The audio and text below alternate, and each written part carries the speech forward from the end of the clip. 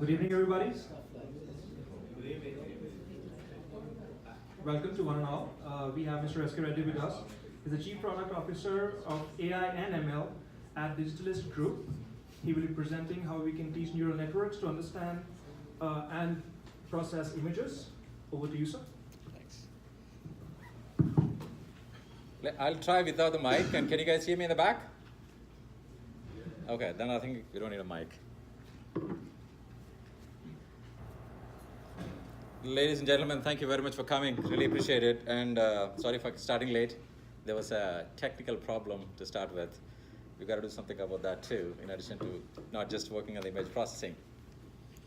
I'm going to talk about image processing today using deep neural networks. When I look at some of the problem statements that's been solved in the last 6 to 12 months or even 24 months, before they were solved, the problems sounded like almost impossible. But it's becoming more and more possible. And talking about impossible, I want to tell you a story. Are you guys up for a story before we get into the tech? Yeah, there you go. I'll give you an example of an impossible sounding task, and then we'll go over whether it's really impossible or not, okay? You all know, have you heard of yoga, where you do breathing exercises? Typically, you take a deep breath and you do an exhalation, and the yoga instructor will tell you, okay, the exhalation has to be longer than inhalation. Yeah? Take a 10 seconds, close your eyes or otherwise, take a deep breath and exhale slowly. Please make sure that exhalation has to be longer. Go ahead.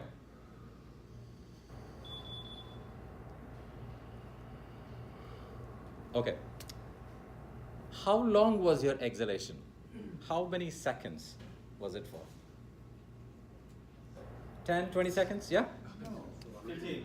15. Okay, you said 17? 4 seconds. No. 9 seconds. Okay. Now, can you breathe in, that is, inhale and exhale simultaneously? If you're a saxophone player. We'll come to that. Yeah, it's not really possible. Or if you're playing a wind instrument like saxophone, and if you're playing a note, how long can you hold a note without taking a pause or breathing? How long can you hold? 20 seconds. 20 seconds, 30 seconds, 40 seconds. What if I say you can actually do for 45 minutes? 45 minutes, you can actually hold a note without pausing. This gentleman actually mentioned that. There's a famous saxophonist called Kenny G. He actually mastered the technique. He actually keeps on playing, but when he's about to breathe, he takes a mouthful of air through his nose, and then he's blowing it through the wind instrument, but his nose is actually inhaling. Australian Aborigines have mastered the technique. It's called circular breathing. Now, when I talk about this technique, and you can go and do YouTube and Google and find out how to do it, maybe a little bit of practice, you can do it yourself. You can do it. So the problem statement, which sounded as if it's almost impossible, now it doesn't sound impossible. You can do it too. If some people can do it, I'm sure all of us can do it. That's what I wanted to actually communicate in today's lesson. The best practices I'm going to bring today on how to train a neural network on comprehending or understanding an image.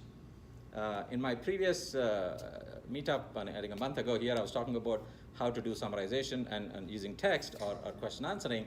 But we're going to talk about how you can design a neural network that can look at an image and say, okay, what's in the image?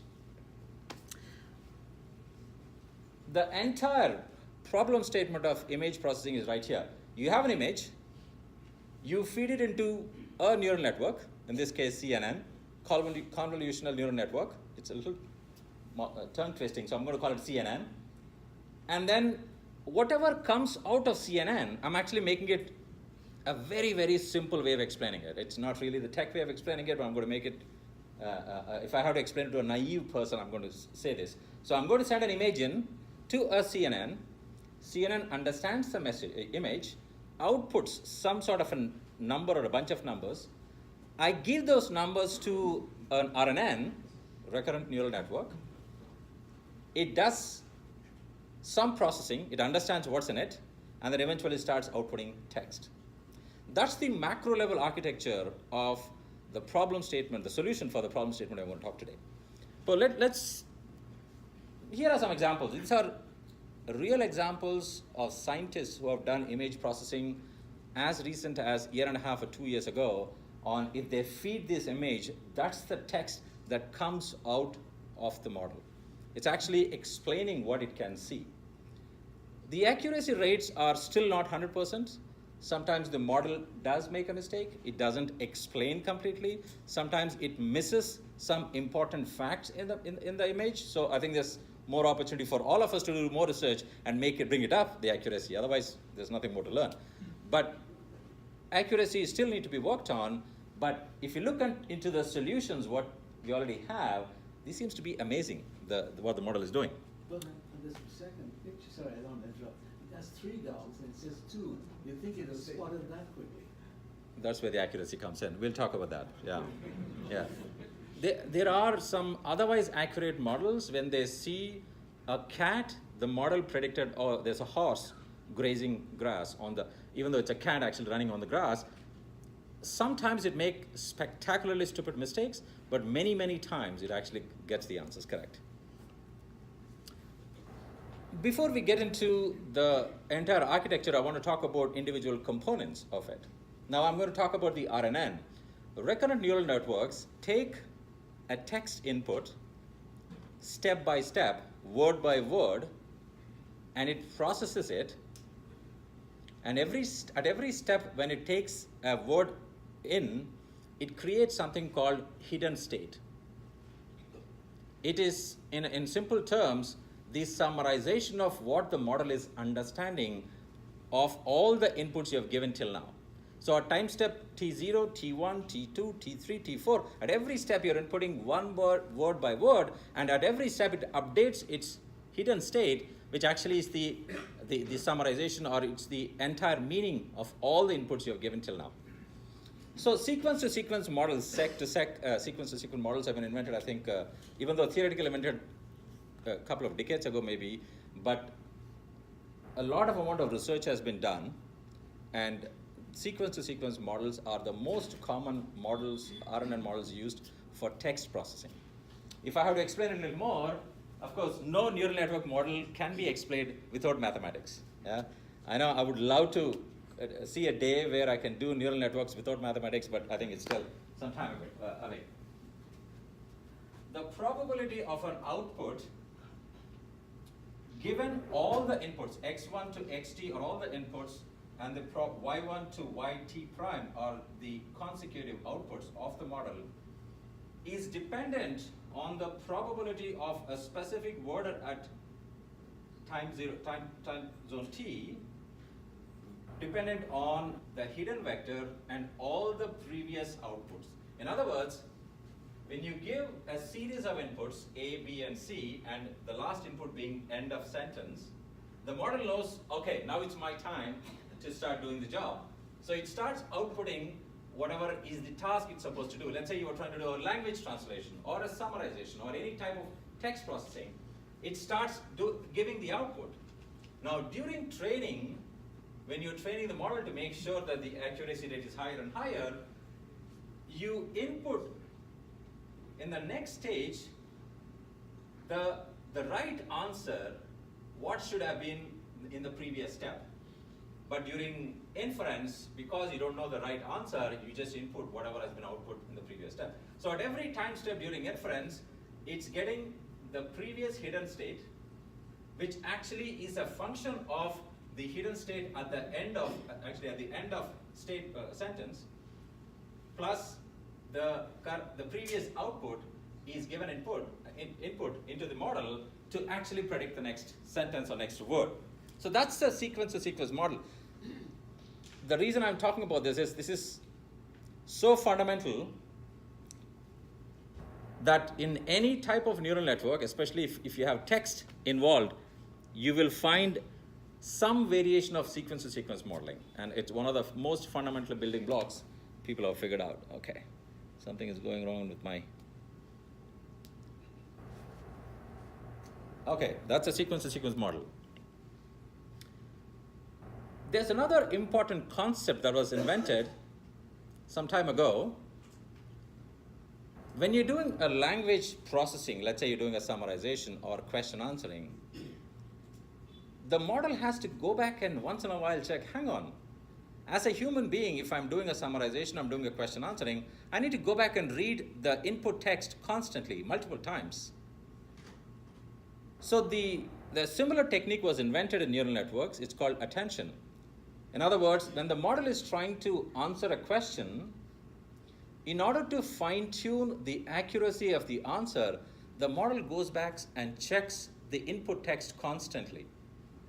And when you are training, you give this capability to the model on where to look for in the input text when you are outputting. So where to look for, how many times you're going to look for, that capability you give as part of the training. That's called attention. This is an advanced stage of attention model proposed some time ago, but the primary message from this picture is you have the encoder on the left side and you have the decoder on the right side. Encoder takes all the input in the text as a sequence, and at the end of the entire feeding into the encoder, it gives out a hidden state, and before it is given off to decoder for doing its process, there is a mechanism called attention, which is where you're training the model. It's actually a variable which you're training the model, which knows where to go back and what word and what sentence to go back and check when it's doing, let's say, a language translation or a summarization.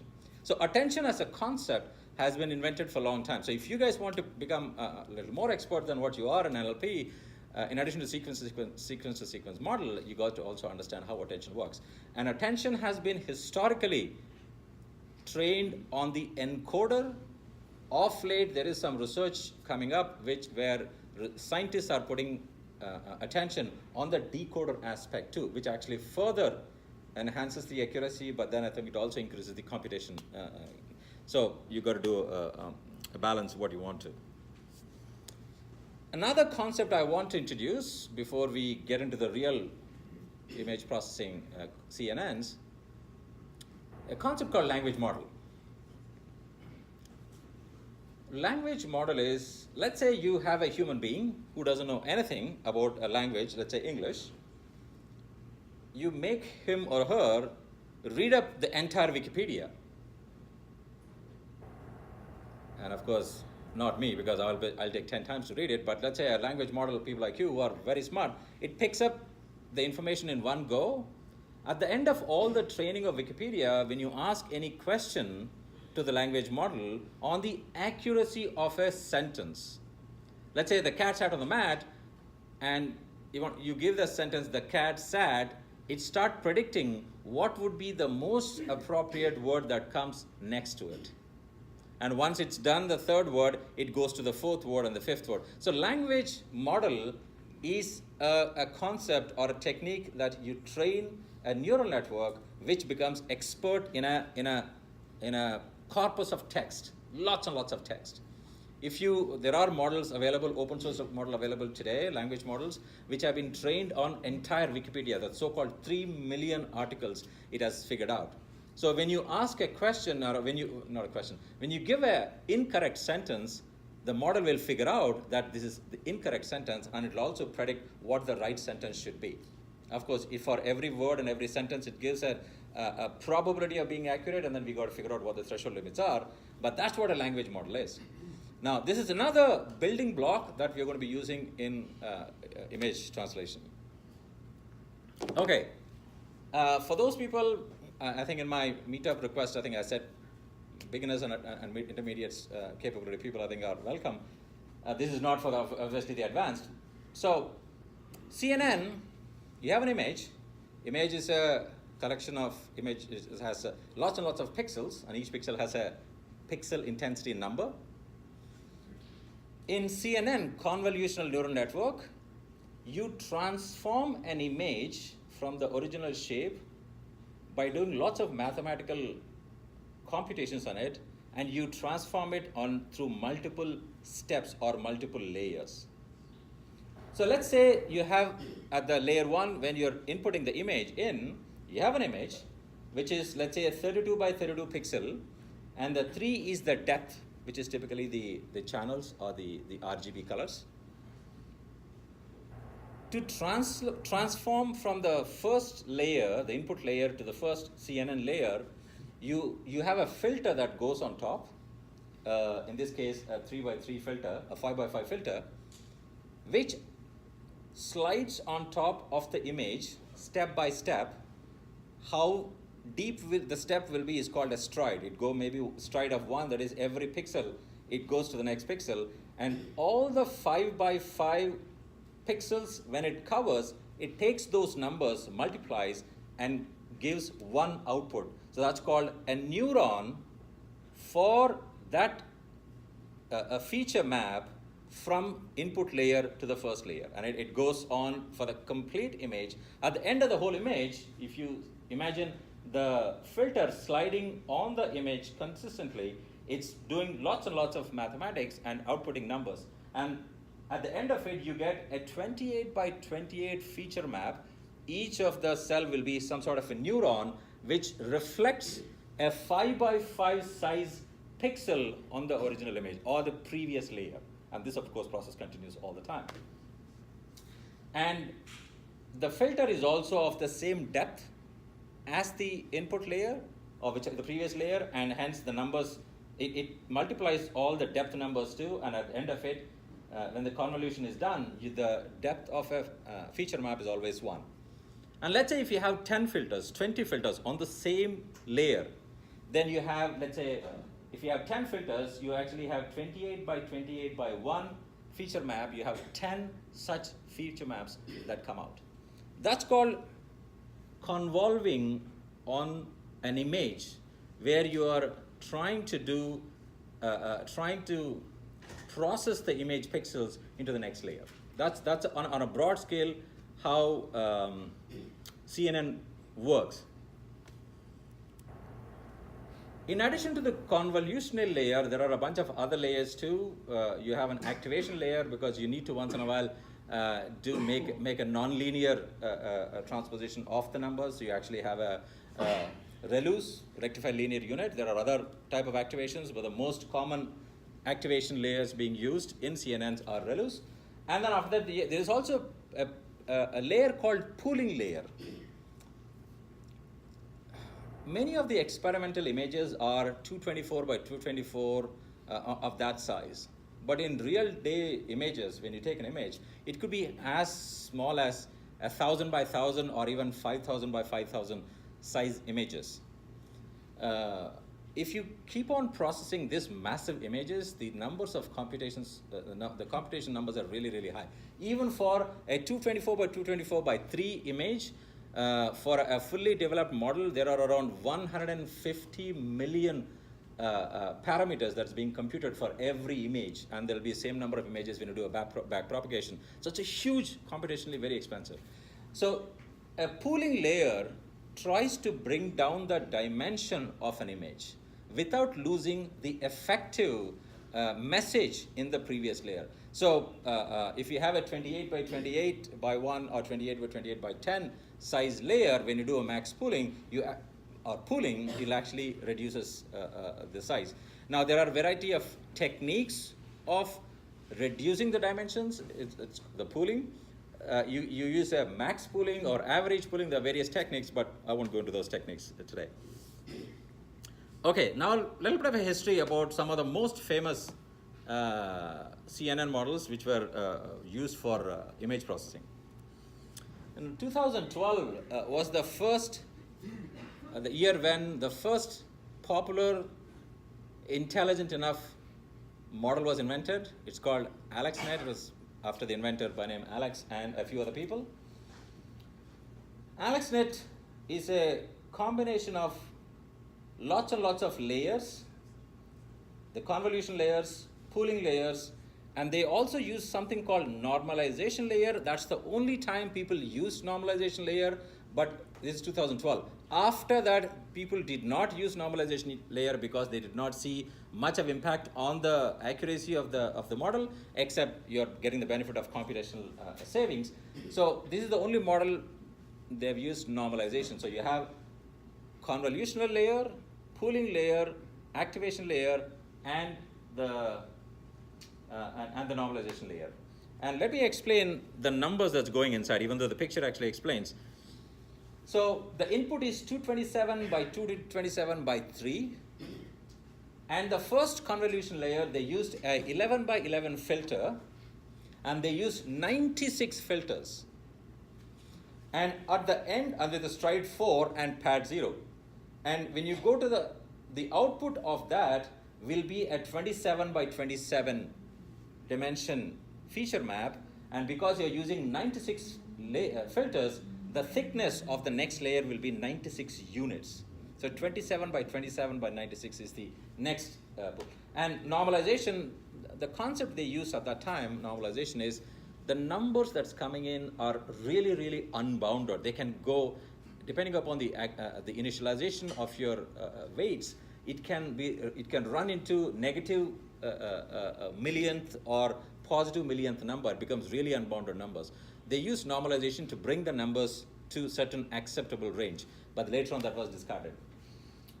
So they repeat the convolution layers and max pool layer a few times, and the last two layers are FC6, FC7, fully connected 6, fully connected 7, and then after that the FC8 is the softmax layer where they're making a prediction or classification of what the image is about. And there were 1,000 classes in the dataset they used. I think they used the ImageNet dataset. There are 1,000 classes in it.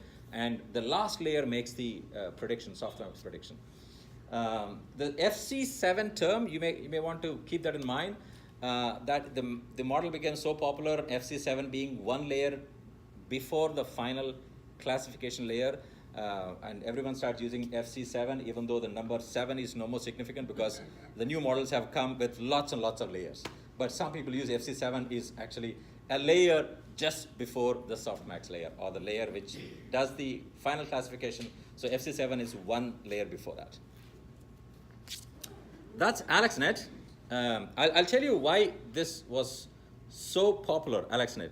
And before that, I'll talk about another model. So next year, there was a new model that came. It's called VGGNet. The reason AlexNet became very popular is that's the very first time scientists started using CNNs. Before that, there were all other type of neural networks being used, but 2012, AlexNet was the first time they used CNNs. And because of the popularity of CNN, the top 5 error rate for AlexNet was 16%. What does that mean? Only it made 16% of the time a wrong judgment for classifying an image. But it's called top 5 error. Top 5 means the top 5 predictions it made were all wrong, the 5 predictions. Because right now, the scientific community is not absolutely sure to pick the top prediction being the most accurate prediction. So they don't mind if the prediction is accurate among the 5 predictions. It's making the top 5 predictions being accurate. The top 5 error rate for AlexNet was 16%. Before that, I think it was 25 or 30%. So it was a dramatic jump in the accuracy. That's why it became popular. VGGNet came. They used pretty much the same approach where they used CNNs and used a bunch of layers, but they experimented with lots of layers. Can we experiment on one extreme? How many layers? I think 11 layers to 19 layers. And the most popular model was the 16 layer and the 19 layer model. And you can see how many, you have a con layers, pooling layer, another 2 con layers, and this process continues. And then you have fully connected layers 2, and then you have the FC 1000 just before the classification. This improved the accuracy, and this is the numbers. There is a contest that's conducted every year just for image recognition process, and it's called ILS VRC. AlexNet in 2012 was 16% top 5 error, the first CNN. I think in 13 also there was a similar model came out which was very similar to ResNet. I don't have a name for that. In 2014 was Jeanette. The top 5 accuracy rate was 7.3, and in 2014 came GoogleNet with a top 5 accuracy rate of 6.7. You know what the human accuracy rate is? In other words, if I give you 1,000 images, what is a human's top 5 error rate? Because the image is blurred or dark, or sometimes you don't know whether it's actually a dog or a fox because they look very similar, whatever, or image is an old image and it's a blurred image. The human accuracy rate is around 5 to 5.5. That's the top 5 accuracy error rate for a human being. So GoogleNet came very, very close, and then of course a year after that came something more interesting. I'll talk about. What were the breakthroughs that enabled these dramatically successive better steps? That's the essence of my presentation. I'll talk about that. Yeah. I'll talk about some of those techniques people have invented, and even today there are newer techniques coming in. The last slide today I'm going to be talking about that was invented by Google, I think, in July of 2017 for mobile nets, where how to make very efficient CNN models or image recognition models which can run on your mobile devices without taking too much of power and time. So there are techniques, I think I'll talk about that, some at least. GoogleNet came out with a newer model, and everyone said, okay, we're going to have more layers and it's going to be more accurate. Having more layers giving more accuracy is true to a great extent. But recently, that has been proved to be a myth. If you add more layers, there is no guarantee.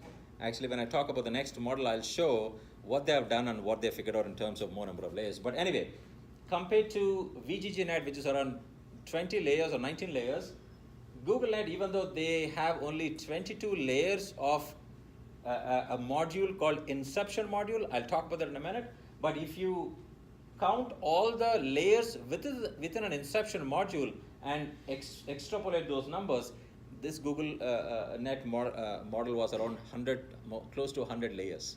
So you have a bunch of convolution layers, a bunch of pooling layers, a bunch of ReLUs, and then a repetition of that. Here, when you do an AlexNet or even a VGNet, when you have a 227 by 227 image going in for multiple combination, I mentioned to you, the number of parameters is almost 150 million parameters. It's actually, you'll be doing additions and multiplications and all of that stuff for every image when it goes forward propagation. When you do a reverse propagation, you'll have almost the same numbers, so that's the amount of numbers you'll be managing. The thicker the layers, or the deeper the network, you have more number of parameters coming in. And in GoogleNet, they figured out if you have an inception module where they try to max pool. Remember I mentioned earlier, if you want to reduce the number of parameters, you got to do some sort of a pooling layer, and the more number of pooling layers you have, you actually can reduce the number of parameters, and the model is still effectively capturing the essence of the previous layer. Of course, there's a limit for that too, but I think they reduce the number of, they increase the number of pooling layers and hence reduce the number of dimensions. Also, there's another technique which they did. Remember the filter I mentioned, 5x5 filter or 11x11 filter? Every time you use a filter of 3x3, it's always an odd number. I don't know the scientific reason, but lots of people only use, the filters are always odd number, 3x3, 5x5, 7x7, 11x11, never 2x2. I think there were a few research done of filters using an even numbers, but I believe they didn't become that popular. So if you want to do a image processing, keep odd numbers. Another technique they used is, what if they reduce the number of the filter size? So the first AlexNet was 11x11. Some people tried with the 9x9, 7x7. 3x3 was used very prominently in VGNet. You see this, the way you read this is con3-512 or con3-128. That is a filter size of 3x3, and there are 128 filters at this layer for this model. That's how you read it. So you see, they have used always a 3x3 filter. So that was That has become almost like a standard for companies trying to do image processing. But what if it becomes one by one? You're actually reproducing the entire image or the previous layer in the next layer too, except the depth. If it's, let's say, 20 or 30 or 40, that depth entirely is getting squeezed to just one. So even though the feature map size remains the same, if the filter size becomes one by one, but the depth dimension goes from, let's say, if they have 256 filters used at this stage, in the next convolution layer, if you use a conv1, and even though the feature map size dimension remains the same, that is the height and width remains the same, but the depth 256 becomes 1. So there's a dramatic drop in the number of parameters. That's what an inception module does. If you see in this, before you have the previous layer, the image, the feature map is sent through multiple filters. You have a 1x1 convolution, another 1x1 convolution, and a 3x3 max pooling. And these, once you reduce the dimension, you put through that through a 3x3 convolution. And hence, you may increase the depth a little bit, you may increase the feature map size, but because you're giving a smaller input at 1x1, that is the yellow boxes, by the time it comes up to the blue boxes, still the the image expansion is not that dramatic, and hence it's computationally efficient. GoogleNet came out with 6.6 accuracy, then came Microsoft. Anyone Microsoft lovers here in the audience? I love them too, yeah, by the way. In 2015 came out with a new model called ResNet, which actually is a short name for residual network. They actually invented a new technique, again, another idea they invented. First of all, they used 152 layers. But they also experimented with 1,000 layers too. But the 1,000 layer model was not as accurate as the 152 layer. So they picked that and they published that as a paper. But the technique they use to increase the accuracy is at every few layers, when the image goes through a couple of convolution layers, and the next layer that gets the output of the previous layer, it also gets the output of 2 layers below. So you have, let's say there's a processing happening here, and the output from here goes to the next convolution layer, and this goes to the next convolution layer. Before it goes to the next convolution layer, the input is not only the output from this layer, but the output from here, this layer, is also given. And the reason they found this to be an interesting feature is when you have too many layers and when you do a back propagation, the degradation of the model, which actually has a huge impact on the accuracy of the final model, the degradation is not that dramatic as if you don't have a residual network or a sort of a skip level network, but they've used residual, so we should use residual. Otherwise, skip level is the common term used in RNNs. So the residual connections will enhance or rather keep the accuracy levels at the same, even though you're adding more and more layers.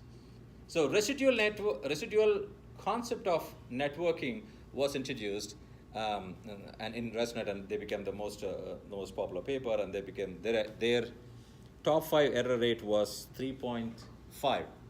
It is better than human beings. In other words, human beings is around 5.5. So you may make mistakes when you are doing it yourself, but if you ask the model to do it, it does a better job. These are all still images, though. These are all, yes, still images, yeah.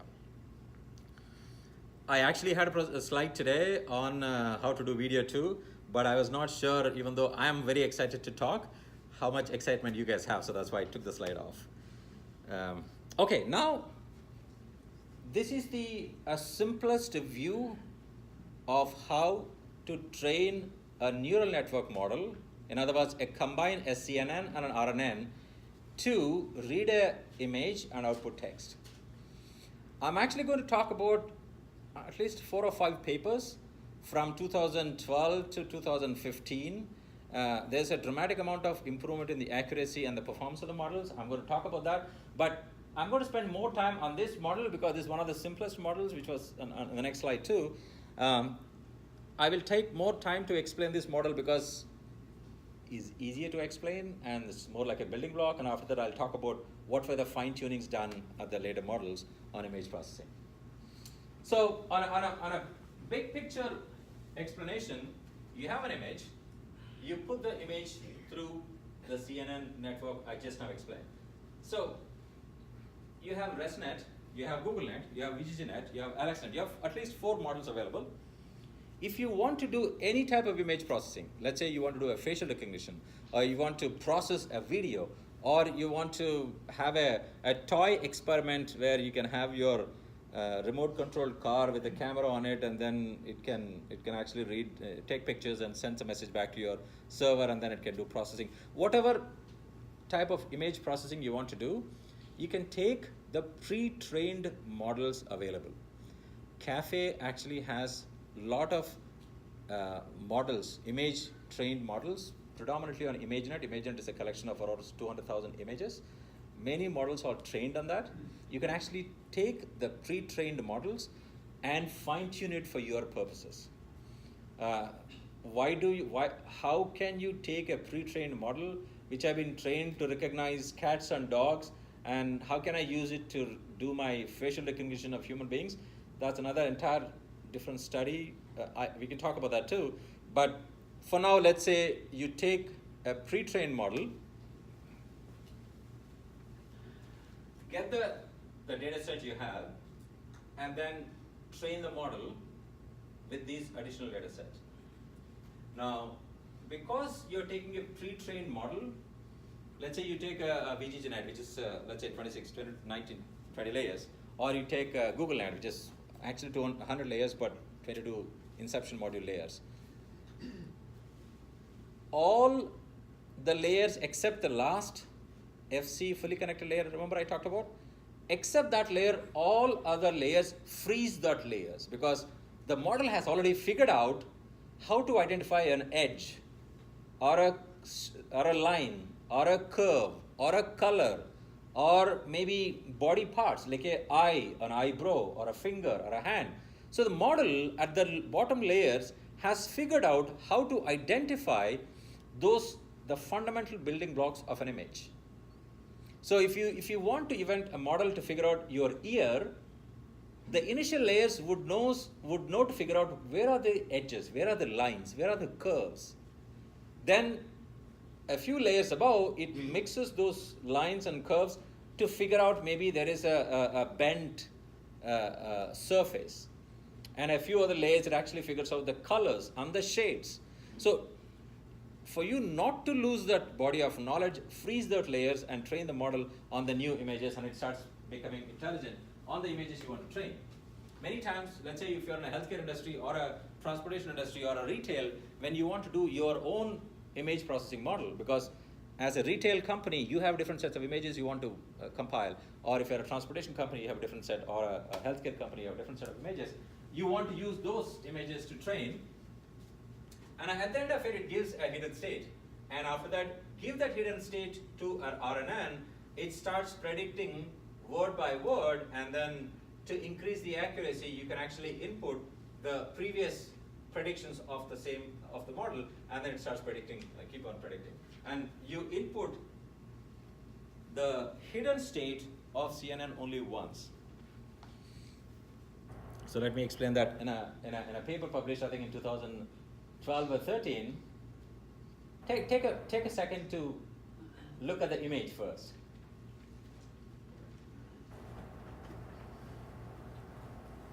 So you have a image processing module on this side, and you have a text processing module on the other side.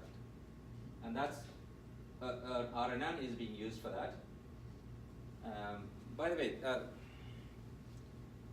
in RNNs, and even though that's not the scope of today's discussion, if you have a longer sentences, let's say 10 words, I think an RNN still may work fine, but if it's a 20 word, 30 word, 40 word, 50 word text you want to input, let's say you were doing a language translation or a summarization of a huge text, RNN starts failing faster, because after the 10th word, 12th word, 15th word, it starts forgetting the first and second word, like me. So they figured out a new method called LSTM, which is actually a variation of RNN, and LSTM is called long short-term memory. The reason why RNN starts forgetting, it's called exploding gradient or diminishing or vanishing gradient. That diminishing gradient or exploding gradient problem has been solved in LSTM. But that's a different discussion, and if you really want to find out what they are, you can go to my LinkedIn profile, and actually have a blog, and plus I also did a presentation in here itself on text, and then I explained what LSTMs are. When I say RNN here in any of these papers, many times the authors would have used either an RNN or an LSTM or another variation called GRU, gated recurrent unit. It could be any of those three, and if you really want to find out the exact detail, you got to get into the paper. But for now, I would say an RNN is being used. Now let me explain. Here, it's you have an image going into a CNN. There's a bunch of calculations happening, and you take actually a pre-trained model and then start training on the new images you have. And at the end of, just before the classification layer, you have a fully connected layer which outputs a matrix or a number or a vector which has maybe 1,000 dimensions, and that if it's a normalized number, it could be 1,000 dimensions. If it's an unnormalized number, it could be any dimension. That being the hidden state is given into the RNN. Now what is RNN doing? It's actually taking, during training, it's taking word by word, and at the end, before it makes a final prediction of whether it got the right answer or wrong answer, you input the hidden state, and it actually, its own hidden state is being computed. Now these circles are the layers of RNNs. You can have you can stack an RNN module with multiple RNNs. In this case, I think they have used, in this paper, they have used stack of 6 RNNs. And I don't think this is a bidirectional RNN. Unidirectional RNN takes input one at a time in one direction and goes on from left to right. Bidirectional RNNs actually takes input. First, one layer takes the first word and then goes to the second and the third and the next. And the other RNN takes the last word first, and then the one word before the last will be the second word, and keeps on in the reverse direction. But I don't think in this case they have used by RNN. Sorry for that, I don't have the detail.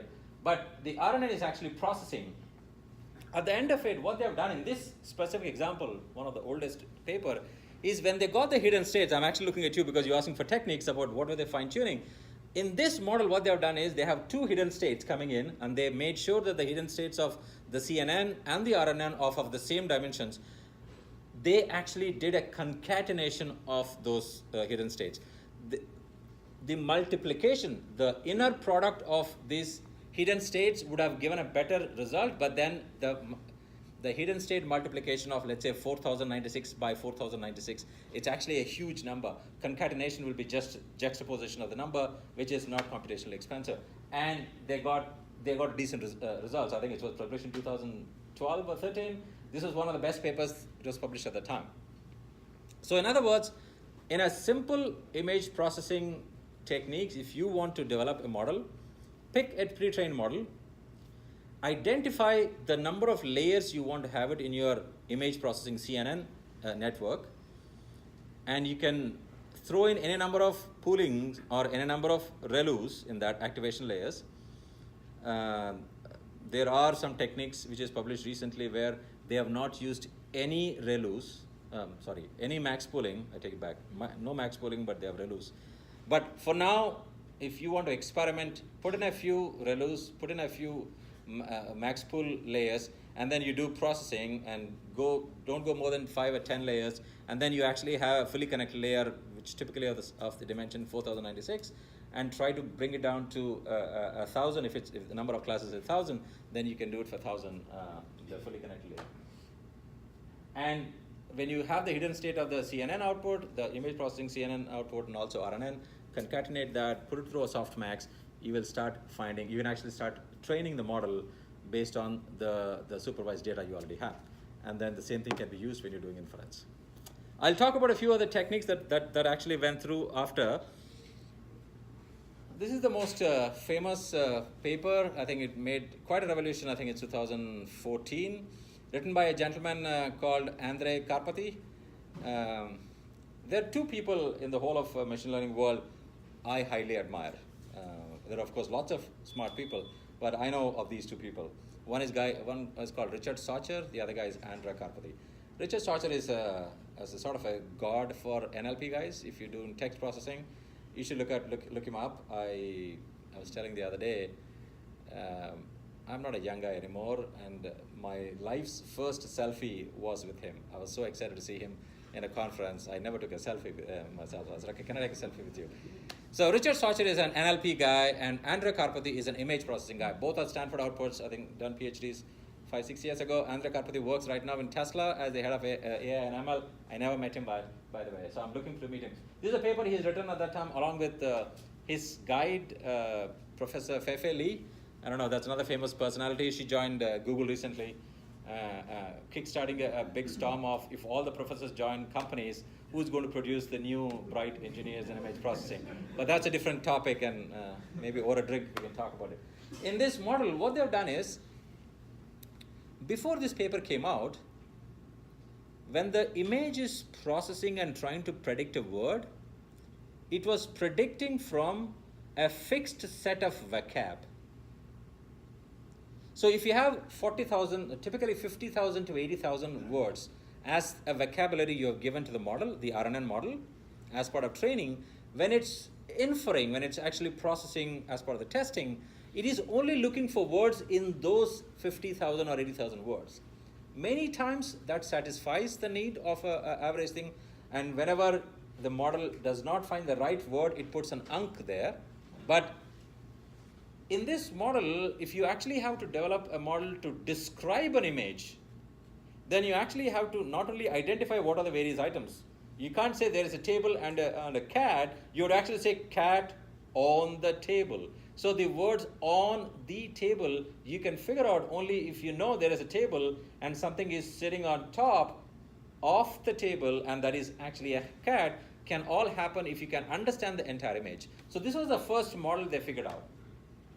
So they took a pre-trained model, and on ImageNet. ImageNet actually has 1,000 classes, 1,000 different objects it can predict, but they took only the top 19 predictions, and of course one for the whole image, so they have top 20, and they map, while training, they map an image, a few regions of the image, and few words of the descriptions, make a vector of those two, multiply those two vectors. Let's say you have 10 regions in an image, and they have 10 words in a sentence. Let's say the description as part of the training. Region number 1 vectorized, and the vectorized word number 1, word number 2, word number 3. So you do a multiplication of region 1 with vector 1, word 1, word 2, word 3, all, and go to the next region. Add up all these vector multiplication, and the cost function, whichever gives the maximum score for the sentence, is used for computing or training the model. So that's so if you look at the first image there, they have, as part of the training, you have an image and you have a complete text that explains what's happening in the image. And when you're doing the training, the model is trained to identify what are the various regions I should look at, and let me tag for each of those regions what may be an appropriate word or bunch of words that go with that. So if you look into, you've got the image and you've got the text that explains, and as part of the training, you identify various regions in the image, and for each of the image, you find out what may be the right set of words that explains that. So this is actually a supervised training, so you actually have a labeled data, but the vectorized region multiplied by the vectorized, those combination of words, they have, this is the object statement to find out the combination of all the regions and of all the words, the multiplication, vectorized multiplication, you try to identify which one gives the maximum value, and that's the loss statement when you're training the model. They actually came out really well. This is the explanation of the same. You have the image is processed through the region CNN. Our CNN is called region CNN because they're actually looking at various regions of the image. So they are using only 20 regions in this case. And then with the model, they have the bidirectional RNNs. And the text, it outputs its own hidden state called ST. The hidden state of CNN is VI. You do a multiplication and pick whichever is the right maximum for the image sentence combination. Now, this may not be easy to understand. I took 3-4 times to read the paper. Maybe I think it takes maybe 1 or 2 times for you to read the paper, but you should read the paper to get even the final understanding. But this picture reflects how it has been trained, where you have the image, you have the pre-trained data, images and the text, and you train the model. And I'll go back to my previous picture. This was the final, when you're doing inference, based on the image, the CNN and the RNN combination model will start outputting the words. So this paper which came earlier, it was only picking up the right words from a set of dictionary of words, which is predominantly used for image captioning. But if you want to describe what is happening in the image, this was the pioneering paper, and I'll talk about a few other papers that came out which actually helped. Now, what's the advantage of having a little more detailed description of the image? There are a lot of use cases. One of the use cases I can think of is called visual question answering. If you want to find out, actually I have a paper, let me quickly jump to that paper in this. If you want to find out whether the traffic light was red or green for, let's say, legal reasons, the model can figure out, in this case, what they're doing is they're converting, during training, the question word by word, phrase by phrase, and the entire sentence. They're converting them into vectors and converting the image into a vector and training to see what's the right answer, and that's a loss statement, and they train. Here, it's actually called question answering of the images. There's so many use cases that can come in this, but let me go back. I'll try to, is it for 1 hour, right? I'll try to end in 5 minutes and then we can talk about any questions you have. This was almost the same model people have used to find out, to describe the image. Here, the multimodal space, they were concatenating the hidden states of the CNN and the RNN. That was the difference. In this model, they used GoogleNet. This, I think, is 2015 paper published. One of the very advanced stage paper. But it was a very, very simple paper architecture because they used GoogleNet, and hence the accuracy of the model was already higher. And they used an LSTM. I mentioned to you earlier, instead of taking an RNN, they used an LSTM, and hence it was giving a better accuracy. We talked about this question answering. Mobile nets. I really want to talk about mobile nets.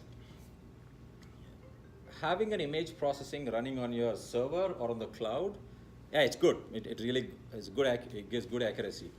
But right now, Google has come out with a mobile net which actually works on your cell phones and mobile devices. Even though it's a little bit of a loss of accuracy, it's 10 times faster and 10 times less computation power. And the techniques, the fundamentally different technique they're using is, remember I've talked about the filter sizes 3 by 3, 5 by 5. They use 1 by 1 filter size. That's one technique. And on top, they use another technique. Instead of doing a 3 by 3 filter and multiplying the entire depth, they only take the first channel. Let's say if you have the first image input layer is, let's say, 227 by 227 by 3, you do a complete convolution, just the first layer, and let's say you have 20 filters. So the output of that will be, let's say, 55 by 55 by 20 is the input features map. On that, you do a 1 by 1 convolution, and even if it's a 3 by 3 convolution, you do only for the first layer and add up those two numbers.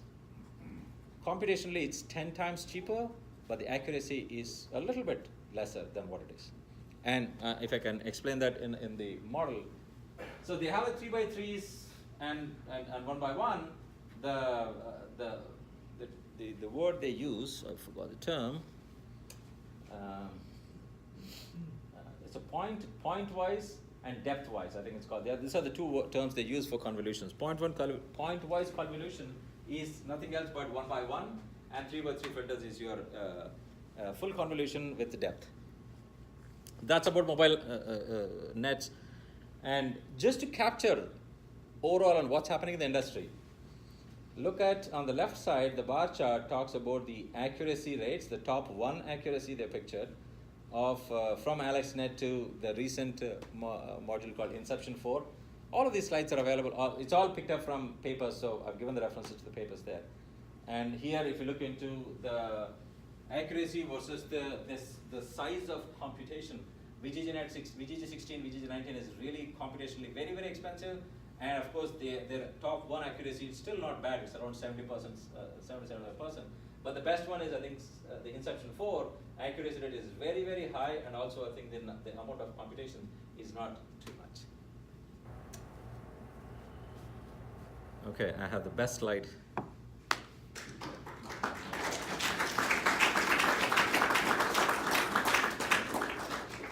You have any questions? I can go for the next 20-25 minutes, but I believe the meeting is only for 1 hour. People can leave. Yes, sir. Why don't you put that to a vote and let people who want to leave, and the rest of us will stay and listen. Fantastic. Yeah. Yes, sir. You have to speak a little louder. I can't hear. I'm getting old, sir. I mean, the algorithm saying is vector, like there's vector or something. Uh-huh. That is response out of TCP, right? And then you train the RNN to learn this vector how to write a sentence, right? Okay. Uh-huh. So RNN have a sequential input, right? Uh-huh. So how you convert this vector into sequential input? Is it like just from 0 to 4,000? No. Even the RNN takes a sequential input. It's constantly updating its hidden state. You can define what would be the dimensions of your hidden state. You want to map the dimensions of your RNN with the dimensions of the hidden state of your CNN. So the moment you have the first input, you have the hidden state updated with the same dimensions, but it only has one word as an input. So it's not really a smart hidden state. You do the complete sentence or the complete set of sentences, and at the end of the entire input for that image one, let's say the first image, you have the first text as part of the training. At the end of the image, you have a hidden state. At the end of the entire text, you have a hidden state. You use those to process either concatenation or dot point, whatever I think you can do. But yeah, that's at the end of the whole process. Yeah. How do you get the labeled sentences for each image? You have to employ people. Manually did that. Yes. And those data Yes. sets are available freely? There are a bunch of available. ImageNet, for example, 200,000 data sets are available. Images, right? But for the label. The labels are also, ImageNet actually has classes. ImageNet actually is only classes, so it is used for detection or classification. So they have lots of pictures of dogs and cats and animals and chairs and everything. They have 1,000 classes, and they're all labeled, yes. And there are a lot of other data sets too. I think Microsoft has come out with a data set called Coco. The bunch of data sets. But if you are working in a company, a retail company or a transportation company, you want your data set, then you got to get it yourself. You got to take pictures and label it. You got to send it, there are a bunch of companies here in Bay Area and otherwise too, which can do the manual labeling for you. I had a question about the last yard in image recognition or identification, where you had boiled it down with your softmax and the top 5. But maybe if it's good guy versus bad guy and you have a lot of successive ones, how is that reconciled such that you don't flip the horse or something else in the midst of it because of an ambiguity? Yeah. Image processing is inherently complicated. If it's, let's say a text, if you write your name, there's only one way of writing your name in English. But if you talk about a horse, first of all, there are different types of horses, different colors, different backgrounds. The image quality itself could be bad. Sometimes the image is taken from the front, from the side, from the top, from the bottom. It's humanly not possible. There are a few pictures online. cat is hiding behind a tree, behind a bush, and you give that to the model still figures out it's actually a cat. All that you can see is one ear and maybe I think half the face and one leg, and still can predict it's actually a cat. Now we think of it for a minute. For a human being, because we have seen so many cats and we are mature people, we can extrapolate what is missing and then see, okay, there is a cat there. But for a computer, for a model, it cannot do extrapolation, because what extrapolation you want me to do? And hence, when you have multiple layers, it actually starts becoming smarter. Maybe the first layer or the fifth layer or the 10th layer, it already knows it looks like it's a cat. Maybe the 11th, 12th layer is just telling me, reconfirming my answer already because I already figured it out. Sometimes they just can't do it. And why sometimes they make an absolute wrong guess, I think it's just more of a, I don't know the answer for that. But the image processing, why it's still erroneous is it's inherently complicated. There are some pictures where a fox and a dog look so similar, and then human beings we just can't figure out. Or frogs, I did not know. There are at least some 10, 15 types of frogs apparently. The model can figure out what type of frog you're looking at. But all that I know is that it's a frog. But yeah, it knows. On even different breeds of dogs. There are so many different breeds, the model can figure out what breed it is. So it's really, really complicated. Sometimes the image of, let's say, a frog, which is green in color, may almost disappear in the background grass color, which is also green. But you also see a little bit of a shade here and there. Maybe you can see the blinking eyes, or the eyes open, black dots there, and maybe a little bit of the paws and shades before, and the model can still figure out it's actually a frog on a grass. But it takes a little more. That's why people are thinking of adding more and more layers, but they figured out you can't have too many layers too, because it starts degrading faster. I have a question. So we talked about needing a lot of labeled data, and for some problems that's important. We're doing translations or we're captioning.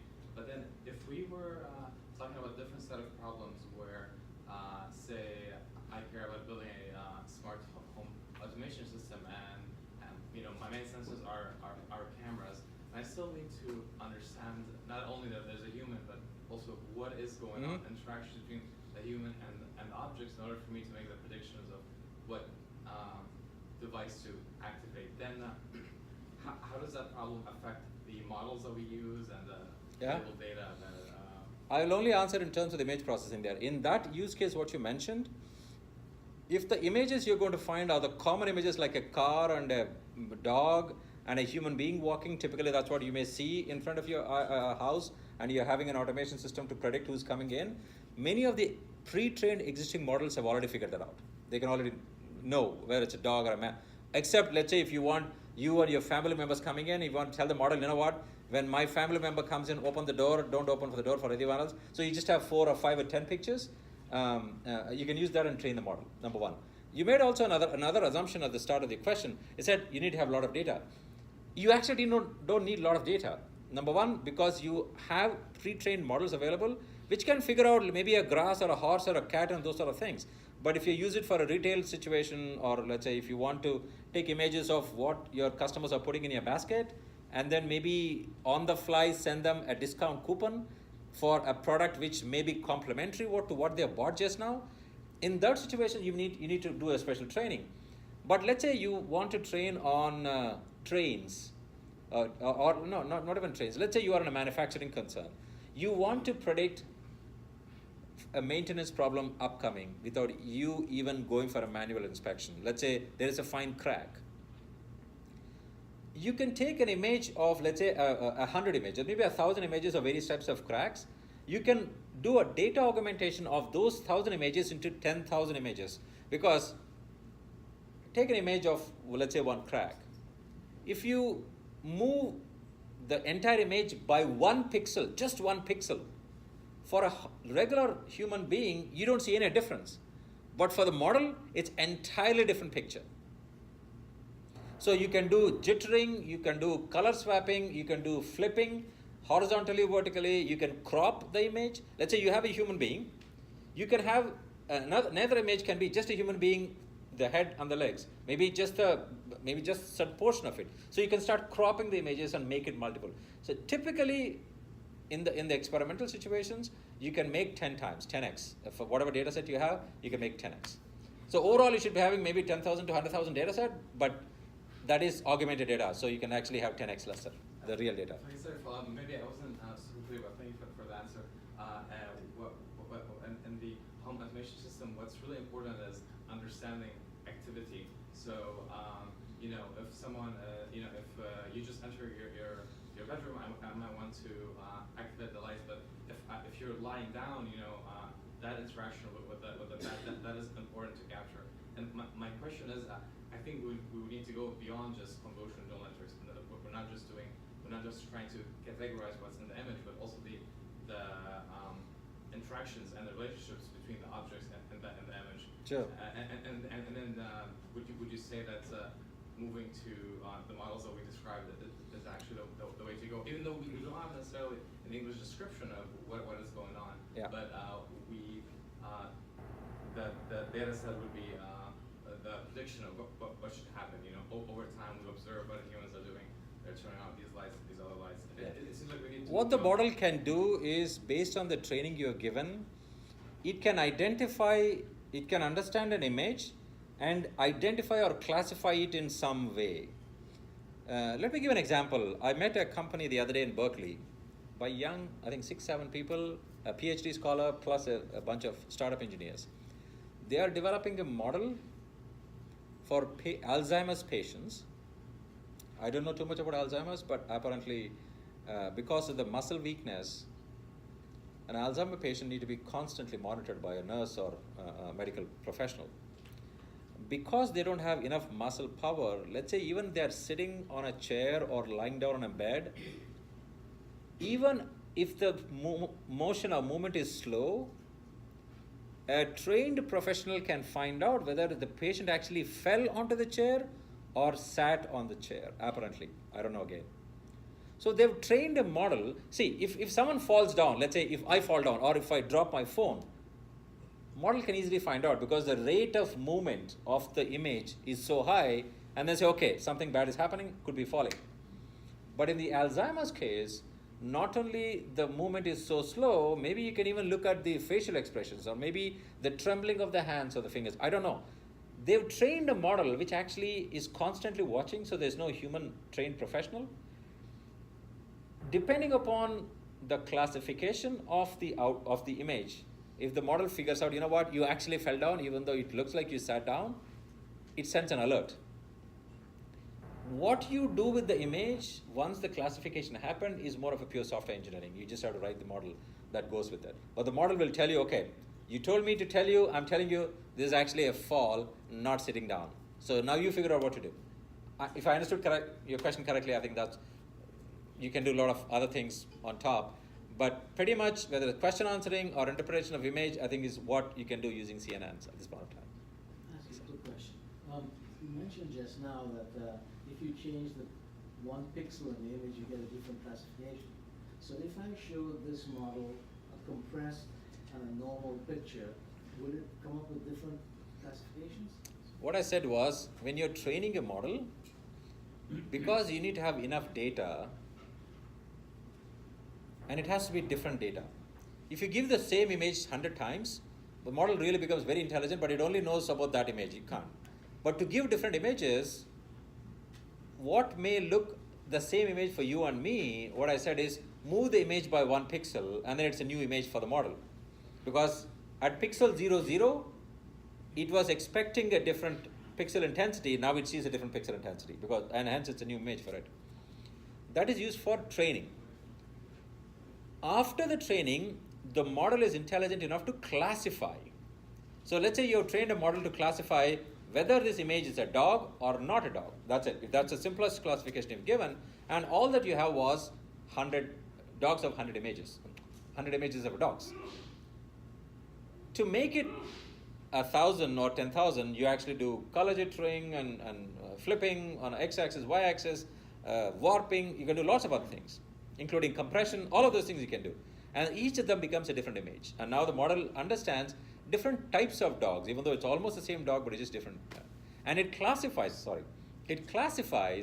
a new dog image you give, let's say, but the picture you've taken was a side image of a dog, or just like from even the bottom, or only just the face, it can still figure out. Because it studied how the eyes and the ears and the nose and the legs of a dog look like. It studies the entire thing. That's what is scary sometimes. The model has figured out. And ResNet, I said, it's more accurate than human being. So if you have an image, let's say for law and order situation, let's say you took an image on the street and then you want to find out, a human being can't figure out, hang on, this looks very similar, but I cannot see the real face of the person. I can see the dress the person is wearing, but the model can figure that out. I have a question regarding training bias. So the person who's training the model, or the person who is classifying those images. I mean, even just taking a dog, right? One person might call it a dog, one person might be more specific to a breed. Mm-hmm. How does that impact the ability of the system to Yeah. learn? There are two types of training biases. One is when a human being is labeling the data, you need to have certain standards defined. Okay, how I'm going to label. All that I need is a dog or not, then you just mention it. But if you say, I want the breed of the dog and the gender of the dog, then you got to mention the standards, and then the people who are involved with labeling have to be trained on it, and they have to be really experts on that. Anyone cannot do it. So that's one type of training bias. You've got to have a good quality data. Many of the problems, I think all the thing I explained today, there's a subtle assumption I was making that data you're getting is really of good quality data. But many, many times, actually 100% of the time, data quality is bad. 80% of the data you get, 80% of the effort you spend is just to make sure the data quality is really good, which goes to even the bias too of the quality data, missing data, incomplete data, inaccurate data, all of these things. That's one type of training bias. Another type of training bias, which you did not ask, but I'll tell you anyway, is let's say you want to train a model to find out between dogs and cats. Let's say you have 100,000 images. 90,000 images are dogs, 10,000 images are cats. Model becomes extremely intelligent for dogs and not so intelligent for cat. So it starts making more errors when you show a cat image, and it won't make as many errors when you show a dog image. So there's a training bias right there because you've got to have a balanced data. Now it becomes more complicated. Let's say you're doing a comprehension of an entire image which has multiple objects in it. Let's say you have a couple of dogs and cats and a chair and a human being and a baby and a toy, all an image, and if you want the model to figure out, it becomes a lot more complicated because you've got to have that amount of training data, good quality training data for that. But thankfully, some of these models which are available open sourced, they have figured out many of the regular objects. That's why if you want to do a home experiment, the existing models will really suffice. But if you want to use, let's say, if you are, let's say, an airline company and you want to predict all the maintenance problems, typically your maintenance mechanics have to go for a visual inspection of an aircraft whenever it comes, and it takes maybe, I don't know, half an hour, 1 hour. But if you have a camera that goes around and takes a quick video in 5 minutes, model can look at the entire video in no time and then figure out if there's an issue there or not. So you can actually have a dramatic improvement in the quality. But there you need to have enough data sets which is so unique in your case. But if it's a regular cats and dogs and cars and people and buildings and streets, the existing models can take care. Yes, sir. I think you just mentioned these unique methods. So how about the tissue sampling, the tissue images or like the images from CAT scan or MRI? Yeah. It's the same thing. You need to have enough data for that. Actually, about healthcare, there is an interesting story I like telling. They wanted to experiment with the scans of a tumor, cancer tumor. I don't know what the name of the doctor, maybe radiologist. I think they were showing images of 100 patients, that is 100 images, to 17 different radiologists. And they have to predict whether it's stage 1, stage 2, stage 3, stage 4 by looking at the image. And obviously, not every radiologist will predict the same, and that's understandable. The difference between 3 and 4 and 2 and 3, again, I'm not a trained doctor, so I don't know, but I guess it's not too much of a difference, and hence, sometimes a radiologist may say it's 3, but someone else may say 4. Both may be almost right or whatever. So they got the predictions of the 17 radiologists of those 100. So you have 1,700 predictions. They gave the same 100 images to a model. The model predicted far more accurately than any of these 17 radiologists. But it was trained in huge amount of data. But does that mean that we can replace our doctors? If you say that to your venture capitalists, they're not going to give you money for that. So anyway, I think the answer for your question is yes. You need to have enough data for that. Good quality data, good quality labeled data too. So does it mean that it will require like human, essentially like medical experts to first train the model, The model doesn't have to be trained by medical experts, but the data which is has to be given by medical experts. Yeah, all done by the medical experts. After that, you can come to me and I can do it for you. Yeah. Yes, sir. I have a question about problem of forgetting. Okay. Model forgetting previous learning. So if you have images of cards, mostly you train model and model recognize cards very well, and after that dogs coming in. Yes. And model you retrain model and model forget how to recognize cards. Yeah. How you handle this problem?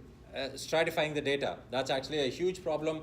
Let's say if you have 10,000 cats and 10,000 dogs, but you train the model with all 10,000 cats first and then starts with 10,000 dogs, by the time you're done with the 10,000th dog, it would have forgotten a lot amount of cat details too. So you actually stratify the data. You mix and match really. If you have two classes, you have really interspersing of those classes. If you have 1,000 classes, you need to merge the data, you need to stratify the data, make sure you have a good mix of data coming into the model, so the model is constantly understanding different types of objects. So if you have a history of data, you have to add to this data previous history, right? History of dogs for training, but you need to add something from cat database. Yes. If I understand correctly, your question, Recommendations how to do it. I said mix and match, mix the data set enough so that when you're training the model, you are spreading, so you have a cat and a dog and a dog and a cat, dog, cat, dog. Instead of saying cat, all the way to 10,000, then instead of doing that, mix and match. And when you're even retraining the model, which is need to be done for any image processing over a period of time, even that retraining also when you do the data set has to be mixed really well. Yeah. Okay, ladies and gentlemen, thank you very much. I appreciate your time.